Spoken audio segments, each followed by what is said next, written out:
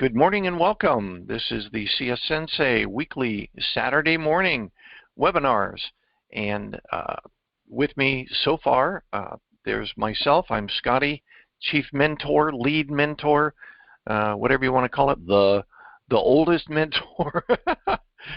And then we have Chris and Tobias on, both members of the mentor team. So this is sort of going to be a team focus this morning. So for everyone that's looking at the screen, I wanted to start off by reminding everyone that next Saturday, please share with all your friends and acquaintances and make time to attend. Next Saturday, Chris, who just passed his ISC squared certificate in cybersecurity. Is it called certificate in cybersecurity, Chris? Yes. Okay. Certificate in cybersecurity exam. He's going to, and he also teaches Security Plus. He's going to do a comparison side by side. What does this one have that this one doesn't? What is this focus that this one may not focus on, etc. And it will finish with Chris's recommendations as well as our own recommendations for which of the two security certifications you should strive for today.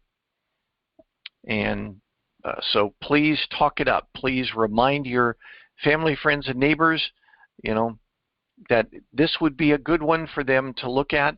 I have not studied this in depth, so Chris is going to be showing me a lot of information as well. So I look forward to this. Next on the agenda, last week we just barely lightly covered something, but I wanted to try and give some ideas to the mentees for ways that they could develop their own network and their own eyes, if you will, so you can watch for certain things, and I'm saying specifically cybersecurity events, activities that you can locate and participate in without being part of this mentorship program. In the end, you should be able to have your own resources, your own contacts, your own network, etc. We're happy to be part of your network, but it's going to get bigger. You're going to have people that you associate with, that you work with, maybe people in your class. I made contact with a person this week, for example. He, instead of, I think about, where did you hear about us? And they say, oh, well, Bob told me, or, Shelley told me, or these sorts of things. And it's not always the case. This young man who is in Baltimore, I said, well, how'd you hear about us? Typically, it's, somebody told me, somebody at my church, somebody, whatever. But this guy said, I went on Facebook and I searched for cybersecurity groups, and this was one of them. I was like, cool. I never even thought of that one, because, we're out there. Somebody will find us.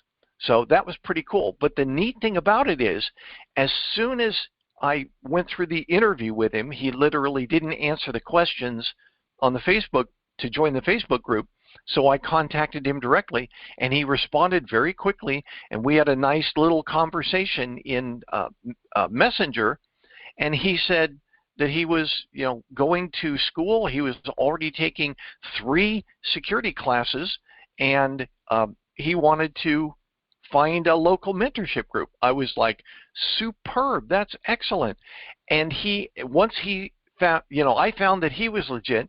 Once he found I was legit, he spoke to 2 other people, both of whom have joined. So that's how word of mouth works. You speak to 2 people, and they speak to 2 people, and they speak to 2 people, and the next thing you know, we have 100 mentees in here. That's how it's supposed to work. The excitement doesn't have to originate in us. You just give them opportunities to find things. So back to my example here, or my topic, where do you find cybersecurity value for events that may be occurring outside? I will tell you there are guess because I was automatically subscribed or something, maybe they said everybody with a .gov address or whatever, but I'm automatically subscribed to these things like FedScoop, Meritalk, Meritalk,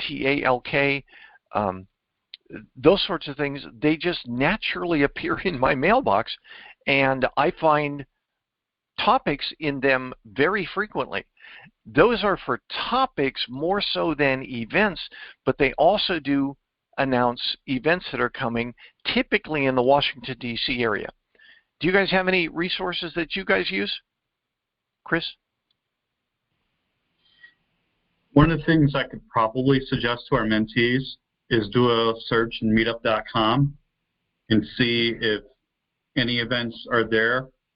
I find it's 50-50 with it. 50% salespeople want to sell their training courses, but there are some gems in there if you find your niche topic. You can't just sit there and type cybersecurity and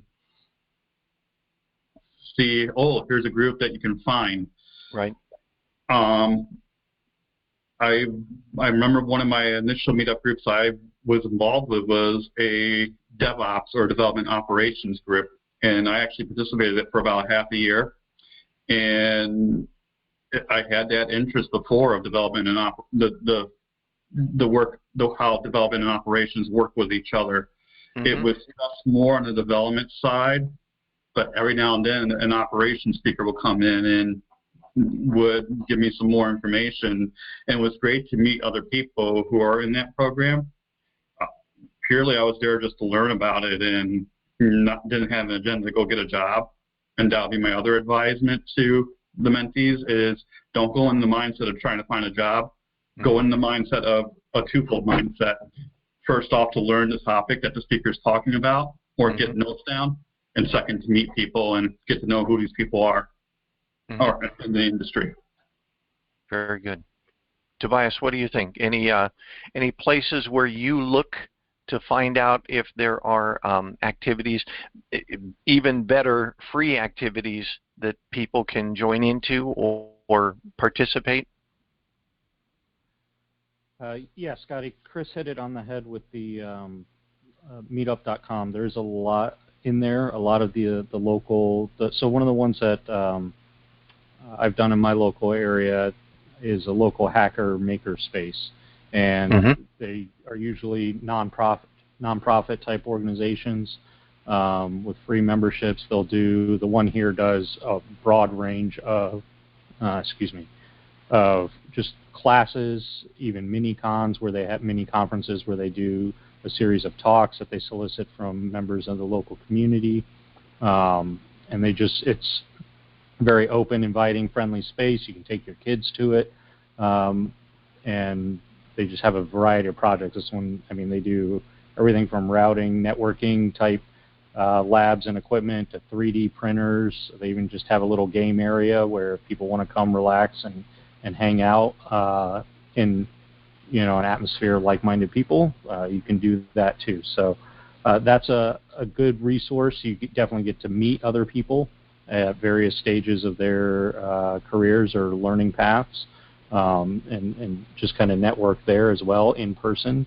Some of these, obviously during the pandemic over the last couple of years, shut down quite a bit or scaled back and went virtual. So some are still, depending on where you are, may still be in virtual mode, and that's okay too. Just like we are here on a conference, they'll do something like this throughout the week, various topics. And just a good way to interact with people who are a little more local. As the two other things I kind of wanted to mention, actually, sorry, just one other, is getting on the topic of just, I'll say larger conferences, but just security conferences in general. Staying away from like the big name ones, like we just had RSA Con this past week out in California, which is a big, large annual cybersecurity conference. The one that I wanted to recommend, if possible, folks look into or take into consideration are the security B-sides conferences. And those are, again, done more at the community level, usually in larger kind of metropolitan areas, but where I am here in Maryland, I've got, and they're done annually most often. So I've got one in Baltimore and I got one in DC. I can go to, once a year, and it's largely the same crowd of people, but you get several hundred to a couple of thousand attendees depending on where it is.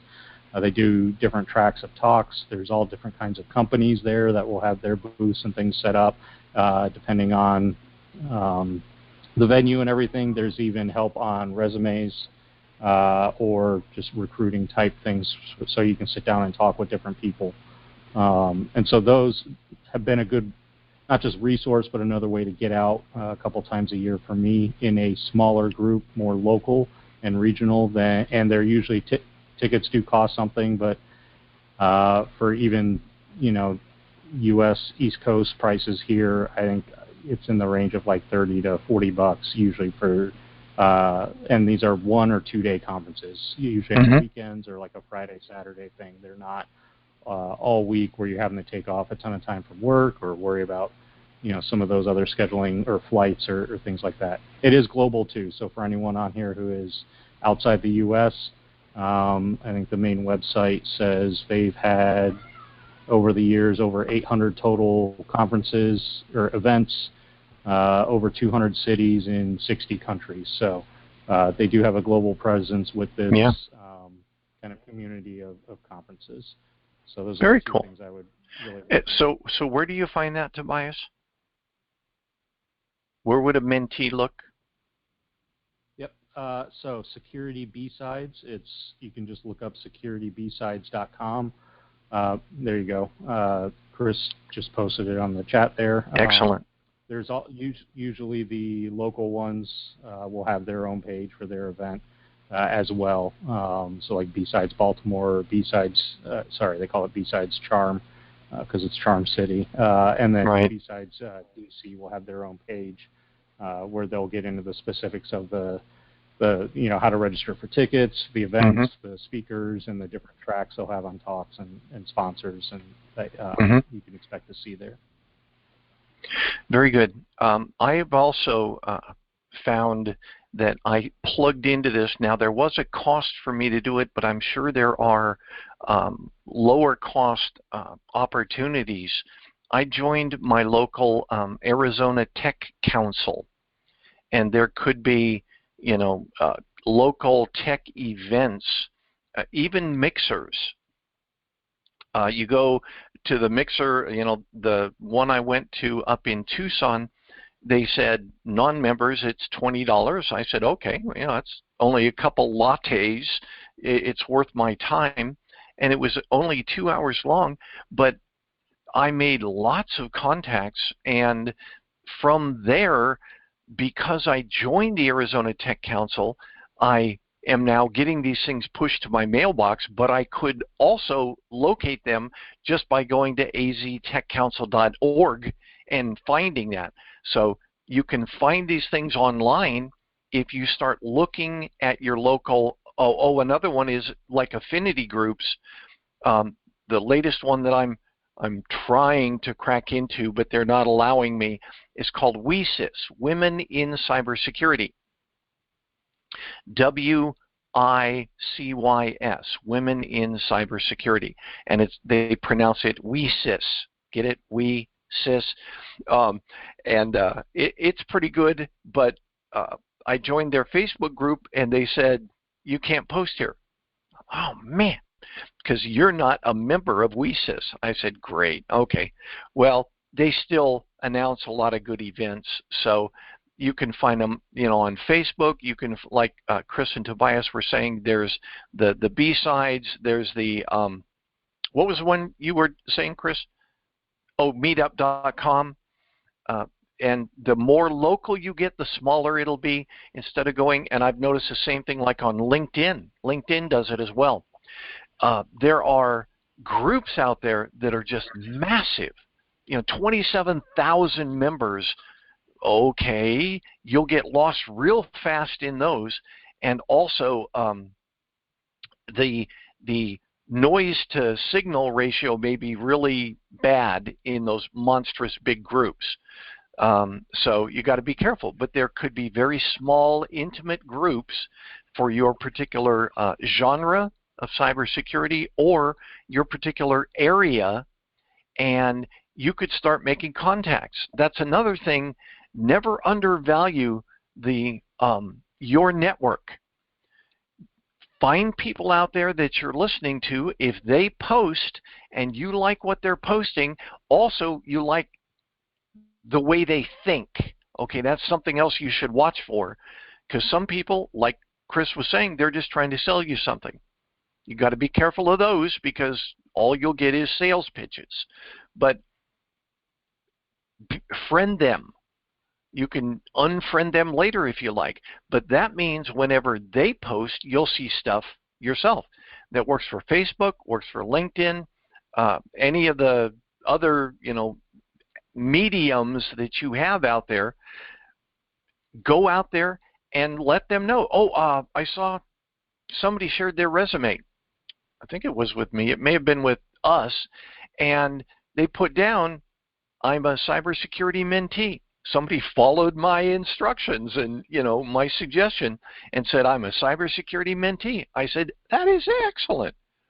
I think it was Ron did that and put that right at the top of his resume. I was pleased. It really helped to round out his resume. So I thought that was, when you go to these events, like Chris was saying, don't say, I'm looking for a job. You're looking to learn. And if a job comes along, great. If a job opportunity comes along, great. But if you go with the specific desire to find a job and you don't, you could be disappointed. So just go to learn. Go to meet people. It's part of the process of searching and hunting for a job. It's not just go on LinkedIn or Indeed and look at and put in resumes into a void. Yep. Your resume is a piece of paper, and what the hiring managers are trying to do is put a face to the piece of paper. Mm-hmm. That networking opportunity where you're just going along and learning about the topic and meeting people does two things. One, it tells the hiring manager who has just met you that you're interested in the topic and you have a passion for it. Right. Be active about it. Don't sit there and just write notes and all that, but talk about it with them and mm-hmm. talk shop. But at the same time, the recruiter's also putting your face to that resume that they see. Otherwise, you're just a piece of paper and every other 500 pieces of paper or however many pieces of paper that they are.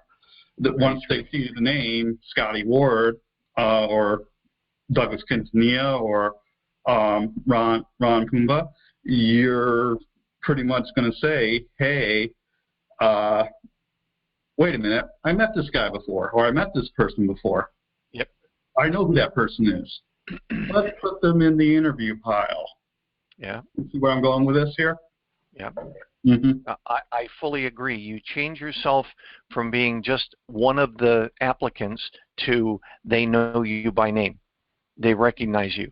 Oh, yeah, this guy was out at this mixer I attended, or those sorts of things. It really does pay to network. I have a really quick story of how I got into the Department of Labor, and it was not just throwing resumes into a void. Mm-hmm. I was doing ballroom dancing, and one of the ladies I was ballroom dancing with was an OHR representative at the Department of Labor.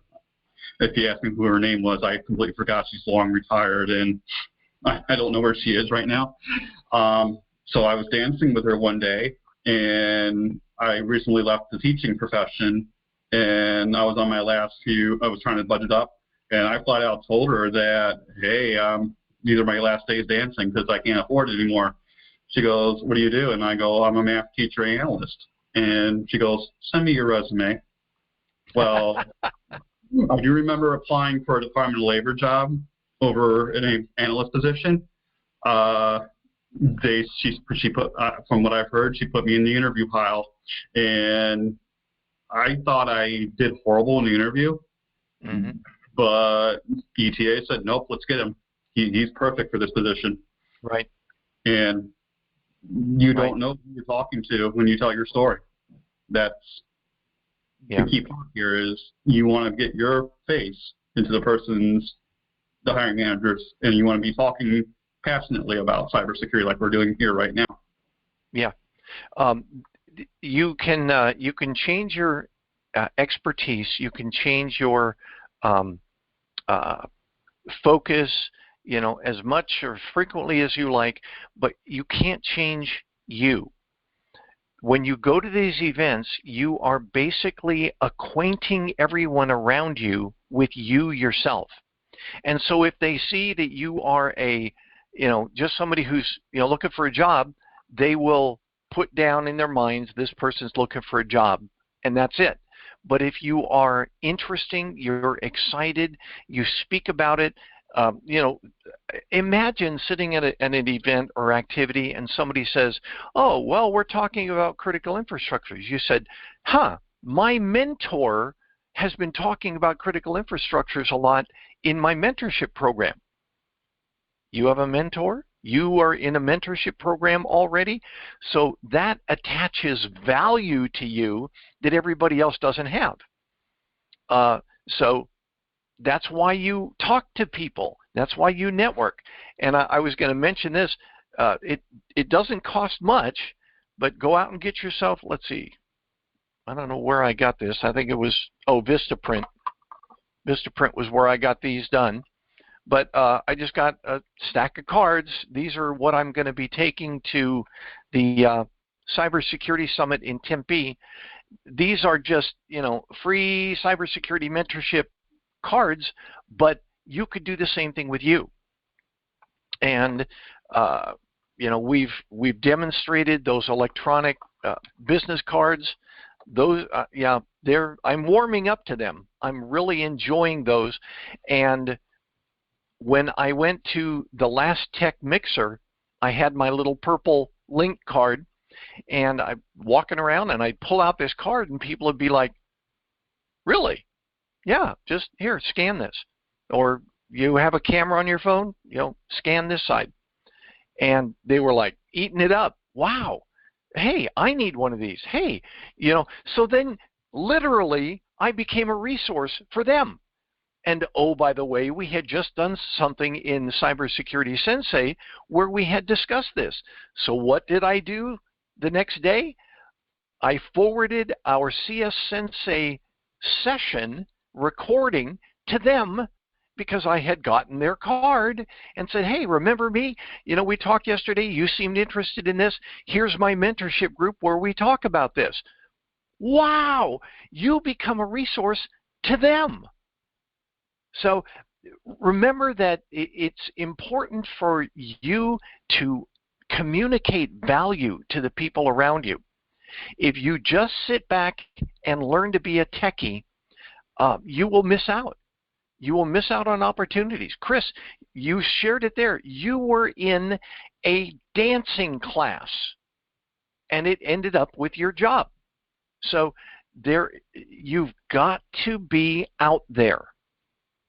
You've got to speak to people. You've got to show excitement. You've got to show energy. You've got to show interest. And you can practice it. And always, if you are, we all know this, if you are in a mood to get yourself a job, always remember you need to have an elevator pitch. 30 seconds that you have rehearsed about you, what you're doing, where you're from, what you like, what you're doing right now, etc. Have an elevator pitch. Make sure that you practice it so it rolls right off. And when somebody says, hey, what do you do? Click, you're on.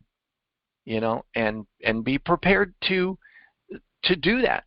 That's just how it works. And then after a while, people say, oh, yeah, that's the mentor guy. Or, hey, that person's the Baltimore guy. Or, hey, that's the guy that has 4 kids or whatever. But you then become a known factor. And that's helpful for you to do.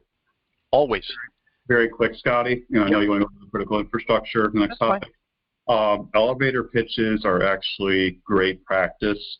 not just for you getting a job, but for you to maintain and keep a job as well. I've had many instances where I had to do an elevator pitch to explain who I was and why I was talking to the people to do what I need to do for my job. So please, please, please, if you have not created one, create an elevator pitch. If you don't know what to do, there's a lot of resources about it. Just type in Google elevator pitches, but also Toastmasters International would help you with doing elevator pitches as well. Sure, that's right. I learned about public speaking because my dad went to Toastmasters. You know, 50 years ago. Go ahead. I'll offer this up as a mentor, and if you want to email me, if you want to practice your elevator speech with me, and I can critique and ask you questions, send me an email. We'll schedule an appointment and a call, and we'll listen. So I'll put that off on the floor for our mentees. Very good. Another possibility, if you want to think about it, anybody that has a freeconferencecall.com account, and the accounts are free, you can do a recording of yourself. Record yourself, then play it back and say, wow, you know, where can I shine this up a bit? Where can I elevate my energy a little bit more? One last thing, and I guess we're sort of getting off the track here, but it's good that we're talking about this. I remember watching or listening to a number of comedy routines where somebody, you know, they'd say, you know, you up in front, what's your name? Oh, I'm Tom. Oh, what do you do? And you listen to what the person says, they say, I'm a business analyst. What does that mean? Because, you know, the comic would grab a hold of that and say, oh, so you analyze businesses. That means nothing. So it's helpful to practice and then put yourself in the position of the person who's listening to me. Do they have any idea what a business analyst is or does? Maybe not. But you can say, I'm in cybersecurity looking for employment. That's better than I'm a business analyst, for example. So make sure that what you are talking about resonates with your listener as well and is not just information. You want it to be interesting. I gave this example numerous times, and I think it is, and I didn't practice this. I honestly didn't, but I was in New York. The CIO of our organization, you know, asked people around the room, what do you do? Share about yourself. And I said, I'm Scotty Ward. I'm the program manager, and I love IT. Everybody was sort of looking at me. They're like, what? I love IT. It gets me out of bed in the morning. It's what I enjoy doing. I can't imagine doing anything other than IT. And, you know, by virtue of the fact that it's within IT, cybersecurity. And I shared this for the next year when I was walking down the hallway in my over 6,000 person office building, and the CIO and I would pass in the hallway. He'd look at me and go, Scotty, 6,000 people in the building, but he remembered my name because he heard my share and it perked his interest. And he would literally, as we're walking past, he'd go, Scotty. Yeah, hey, good morning, Gundeep. Good to see you. You know, those sorts of things. And guess what? A year and a half or so later, he hired me. He was my last interview before I got hired back into the federal government. So yeah, talk yourself up. Be interested in you. Be excited about you. Because if you're not, no one else will. If you aren't excited about being in your own skin and on the path that you're on and heading toward a very lucrative career field, why would someone be interested in you? So help them be interested. You like doing this. Obviously, you come here on Saturdays. You participate in our Facebook group. You're on the email list for free. So help to bring that out. This is what I enjoy doing. And again, we mentioned this last week, it doesn't always have to be a paying job before you can talk with excitement about what you do. It doesn't have to be a paying job. Hey, I'm a cybersecurity mentee. Excellent. Wow, that's cool. Tell me more about that. Yeah, we meet on Saturdays and we have a Facebook group and we got an email list and we talk about current events and in reference to, remember, always we talk about it in reference to business risk, bottom line, and lessons learned. Business risk, bottom line, that's your CEO talking. Lessons learned, that's all of your program managers talking. You know, whoa, you're already doing that and you haven't even gotten into the career field in a paying job? You're on your way up. That's what the people are going to have in their mind when they talk to you. You're on your way up. Not just, I want a job. Be interested, be excited, and be excited about yourself. Okay. All right. Back to we're gonna use whatever little time we have left. This is talking about critical infrastructures, and this was a report from what's called CSC 2.0 Cyberspace Solarium Commission, and they're pointing out that space systems which have not been listed individually as a critical infrastructure should be. And this is a good article from Meritalk. Remember, I was talking about Meritalk. This is an article where they are saying that space systems are unique enough and critical enough. Everybody relies on them, and I would agree. Communications is what used to be a critical infrastructure. Space systems fit within that, but in the long run, should they be separate? I would think they have unique issues. Like, how about a satellite that was programmed in COBOL or programmed in Ada or Fortran that's still up there circling the globe? Well, those languages all have vulnerabilities. How do you patch a vulnerability 180 miles away orbiting the Earth? Can you patch a vulnerability? So I think there is ample reason to discuss space systems as a critical infrastructure. However, there is a second side, because if you notice what the industry is now talking about and what our legislators are talking about is finding ways to harden critical infrastructures. Well, you can't put a fence around a satellite, and what if the satellite comes natively with vulnerabilities by virtue of how it's designed?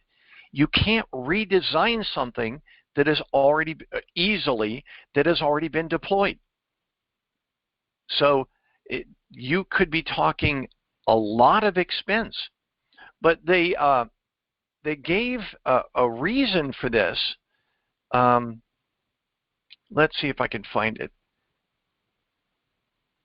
Well, they were saying that I can't find it anymore. Oh, here it is. For example, at the start of the Russian invasion of Ukraine, Russian hackers targeted a U.S.-based satellite company, Viasat.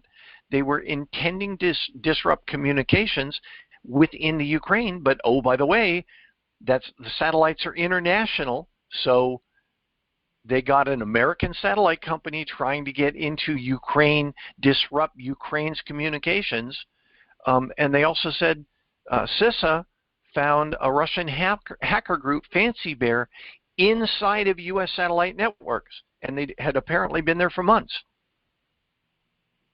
So, you know, those are the sorts of reasons why it should be a good idea to make these critical infrastructures. Thoughts, guys? I think this is you have a little statement that says there's a tug of war between operations and security. Yep. My personal opinion, I think space should be a critical infrastructure. More to the fact that it should be in a category of defense, or national defense, versus some civilian agency. I know NASA is a civilian agency. You can look up jobs on USA Jobs, and there's a few in it. NSA, two different agencies, Christopher. NASA does hire IT specialists and all that great stuff. In the personal opinion, it should be a part of the Department of Defense, but that's a personal Christopher Oxford opinion, not opinion of other people. Let's put that disclaimer right there. Sure. Doesn't settle the argument of is it critical infrastructure or not. Right. I say if it affects communications, it is kind of a critical infrastructure. Mm-hmm. This article. Yep. No, I understand. This article points out that the recommendation is that NASA be the sector risk manager, but that DoD still retain their role as the what does it call it? They say sector risk management of DoD and intelligence systems. So NASA would be for any commercial satellite systems that were out there, and DoD and Homeland Security would be for military or intelligence systems. Well, that sort of makes sense. Yeah. Yeah, because DoD, you don't want DoD being in charge of commercial systems. No, let's not do that, because DoD's role is to project power to, in other areas, to make sure that the United States, retains our sovereignty and our, ability to interact with other countries and such. But DoD projects power. They also defend, but they, project power. And let's not put, that satellite system in the hands of somebody who can say, click, you're off. Click, you're on. Yeah, I would agree with that. Okay. What else? Biometric data. I always want to remind this group that when we're talking about biometric data, that's Windows 10. Here we go, main. This was the article, and it's in statescoop.com, statescoop. They talk about biometric data, and the law that they passed helps to make sure that the individual retains control of biometric data. And the main reason for that is, if you think about it, there are 3 factors in authentication. What you know, who you are, and what you have. So the issue is biometrics are who you are. So if you think about it, if your biometric data gets out there on the black web, people now own one of your factors. You can change your social security number. You can change your credit card. You can, modify anything you want, but you can't change this. Your fingerprint or your irises or whatever, those are exceedingly difficult to even attempt to alter. My fingerprint is going to stay my fingerprint until I'm in the grave. So the point that is being made is, this is not the same if you are thinking of implementing a biometric solution. You have to realize that you are not storing user IDs and passwords anymore. You are literally storing information that by itself constitutes one factor of multi-factor authentication. It's sort of like, people talk about MFA, and one of the easily implemented portions of MFA is typically an SMS message. When you try and log into a system, an SMS is sent to your phone, and it says, is that you trying to log into the system? And you go, yes, and it lets you on. Or you say no if you get one that, it's not part of your login. So imagine somebody having your phone or having a clone of your phone so that they try and log in and it pops up on your phone and their clone of your phone and it says, "Is that you?" They answer yes. You didn't answer, but they owned one of your factors by getting a clone of your phone. So it's really important for us to remember that the factor of who you are can be digitally reproduced and stored and transmitted, and once it gets out, that's it. Your fingerprints are now on the dark web. Your irises are on the dark web. Your facial recognition is now on the dark web. So they own one of your factors. And you can't change it. So just something to think about. It's not the same as a user ID and password. It has to be protected in a manner consistent with security and privacy. The other thing, before you step on, Chris, I see you starting to wind up here. The other thing is they also said that the individuals reserve the right to sue in reference to sloppy storage or transmission of their biometric data. Many other states say, no, that's the job of the Attorney General. But this law that was just passed in Maine says that the individuals reserve the right to sue an organization or institution that is not using their biometrics in a safe manner. Chris? Again, Christopher Oxford opinion, disclaimer. I think this is a step in the right direction of what the states are doing. I think we as a nation need to do the same thing as what the Europeans do and the Canadians do. And the GDPR practices, I completely forgot what the Canadian one is, and I passed the certified in cybersecurity, but there is one in Canada. I have to look that up later. Anyway, I digress. These are two new factors coming on right now that are around the corner, and it's in my next level after the certified in cybersecurity before the fifth. Is your behavior, something you're doing, and where you're located at the time frame, somewhere you are. And I've actually seen the somewhere you are demonstrations. Without going into deep, dark details, one of our agencies is doing it, and it's really cool, but it's very scary at the same time that you can know anywhere where I am at any time just based upon what I have on me, and you can. Right. But we need to probably strengthen and harden our privacy codes. Right. Otherwise, if you just sit there and implement a security control and let it go wild, privacy starts going down the drain, and you're asking for legal trouble in the end.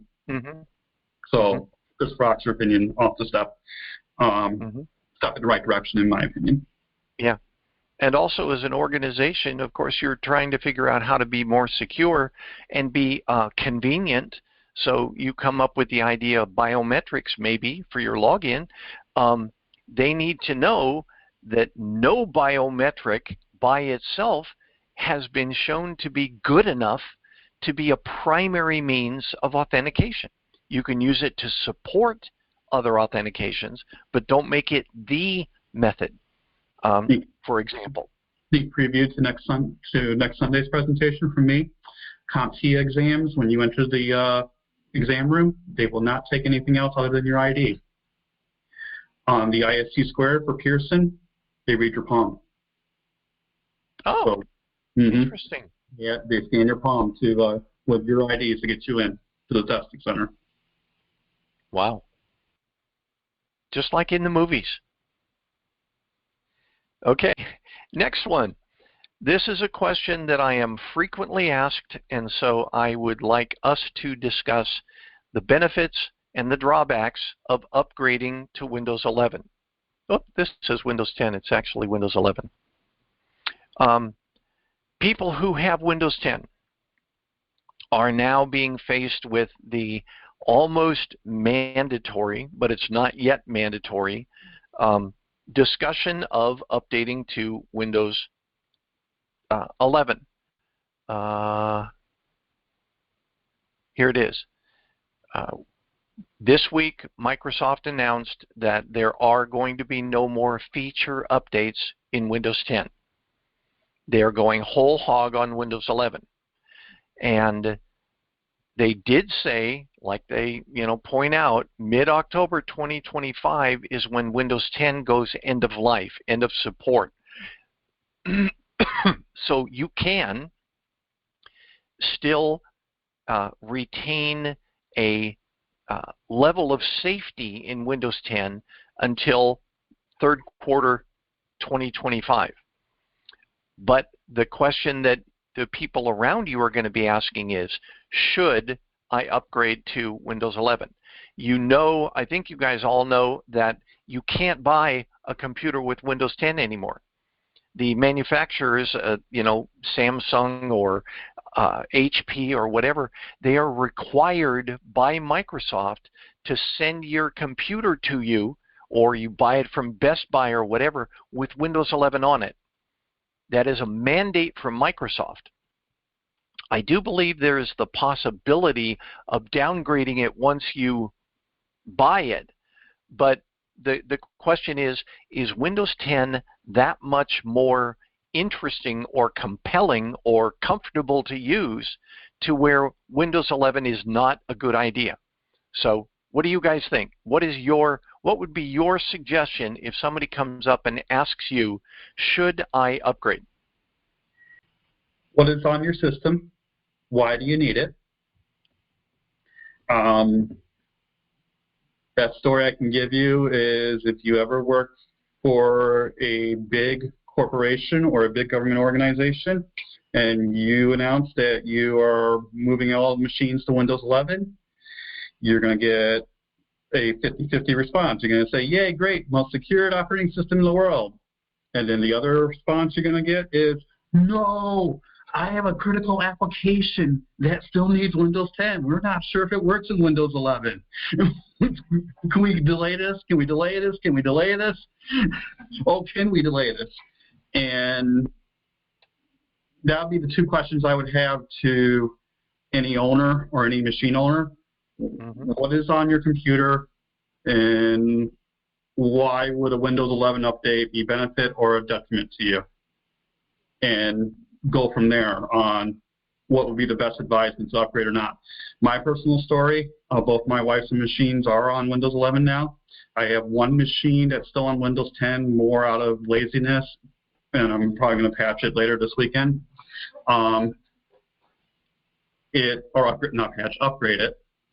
And my main reason for not going to Windows 10 was I had a video game that all the people in the video game community goes, yeah, if you upgrade to Windows 11, it crashes and burns.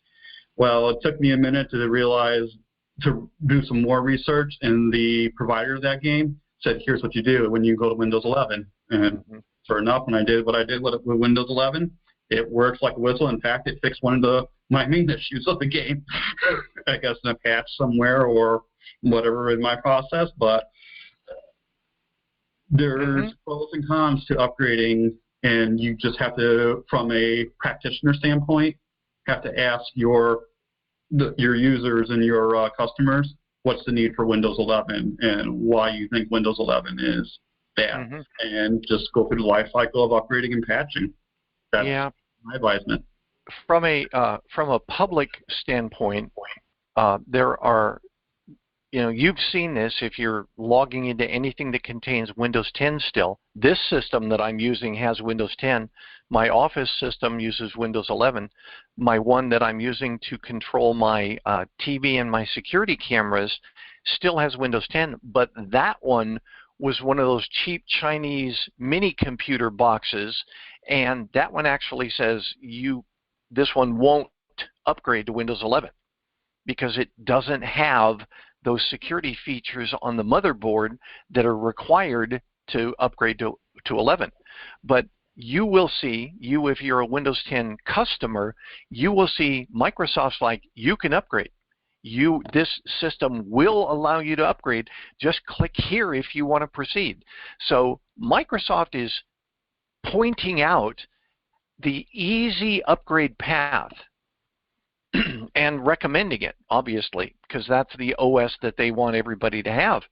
But from a client standpoint, they're going to ask, should I? Is there a hazard to doing this? Well, early implementers, we all know this, early implementers, we get stuck in all sorts of issues. Oh, okay, I upgraded, but now I can't drive 2 monitors or whatever. But I would say that it appears that most of the issues that existed with early releases of Windows 11 have been overcome. So is now the time? I would suggest that if Microsoft is recommending it, unless you have a compelling reason to remain on Windows 10, perhaps it's a good time. And before today, I always said, there's no reason to. But perhaps now, especially if Microsoft says you're compatible, perhaps now's the time. Tobias, what do you think to finish us out? And then we're going to be done. I think for sure in your a personal setting or at home, if you have the opportunity to, I would encourage exploring it or upgrading. If you have multiple devices, at least one, just so you get used to that and see it. Because in the enterprise, if you're in a corporate environment or on the government side, it will eventually come to those enterprise networks as well if it hasn't already. Yep. So your familiarity with it as a user will help, hopefully allay some of that. There is most of the stuff I noticed when I upgraded, and I'm in a similar boat, I think, to both Scotty and Chris. I have in my household, I think 3 devices now that are on Windows 11 and 1 or 2 that are still on Windows 10 for various reasons. And those are mainly, one of the devices is like Scotty's. It won't upgrade to Windows 10. And the other one is just a project one that I don't work on too often, so there's no real need for me to upgrade that one. But all our daily use, our daily driver devices are on Windows 11 now. And we phased that in over the last year or so. And it's just the biggest differences I've noticed are on the GUI side. So some of the things like your start menu and things that you get over within a matter of, if not hours to a couple of days. Right. Under the hood, it's largely performing the same. I've run in, and I do a lot of different virtualization, whether that's VirtualBox or VMware, and I run a ton of different applications and other stuff. I've never run into any problems with any of it, and I've upgraded over a year ago. And I had to go back and look it up because I was like, to answer your question, is it time now? And in my opinion, unequivocally, yes, if you can. It was released in October 2021, so you're looking at a year and a half ago, 18 months. And I think Microsoft, for all their pluses and minuses, they have done a decent job of using those 18 months to get definitely all of the compatibility and initial concerns addressed and patched to where it is now their flagship operating system that I think is more than stable for your average user. Very good. I appreciate that. I would concur. Okay, we're all done. Everybody, just a reminder, it was the last bullet on here. Word of mouth means you. Please share this if you like it. Tell other people about it. Recommend us. That's how we grow. And the bigger we get, the more people we get, the more versatile and variable you're going to find us in here. Not just the Scotty and Chris and Tobias show. You will be able to get more energy out of this when we have more mentors and mentees. So we're ready to grow. Let's grow together. Thanks, everybody. Have a great weekend, and we'll talk later, I'm sure.